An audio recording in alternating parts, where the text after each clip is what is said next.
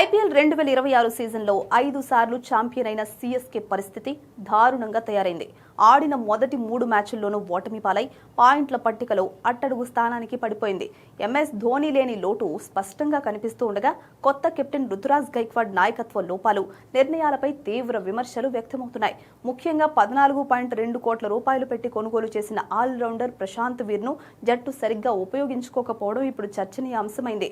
Ravindra Jadeja Rajasthan Royals జట్టుకు వెళ్లడంతో అతని స్థానాన్ని భర్తీ చేస్తాడని భావించి ఉత్తరప్రదేశ్కు చెందిన అన్క్యాప్డ్ ప్లేయర్ ప్రశాంత్ వీర్ను భారీ ధరకు సీఎస్కే దక్కించుకుంది.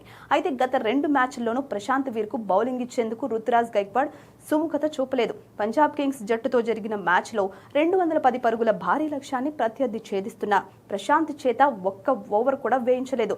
ఆదివారం ఆర్సీబీతో జరిగిన మ్యాచ్లో బౌలర్లు దారుణంగా పరుగులు సమర్పించుకుంటున్న రుతురాజ్ గైక్వాడ్ ప్రశాంత్ వీర్ను బౌలింగ్ వైపు చూడనివ్వలేదు.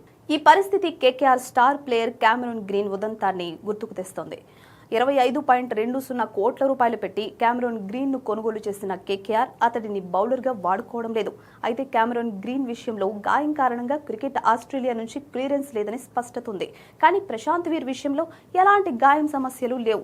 అయినప్పటికీ ఓ స్పెషలిస్ట్ స్పిన్ ఆల్రౌండర్ ను కేవలం బ్యాటర్గా మాత్రమే ఆడించడం సీఎస్కే వ్యూహాత్మక తప్పిదమని విశ్లేషకులు భావిస్తున్నారు. వరుసగా 3 ఓటములు ఎదురైన నేపథ్యంలో సీఎస్కే యాజమాన్యం తమ వ్యూహాలను పునఃసమీక్షించుకోవాల్సిన అవసరం ఉంది. సంజు శాంసన్ చేరిక కూడా జట్టుకు ఆశించిన ఫలితాలను ఇవ్వకపోవడం అభిమానులను ఆందోళనకు గురిచేస్తోంది.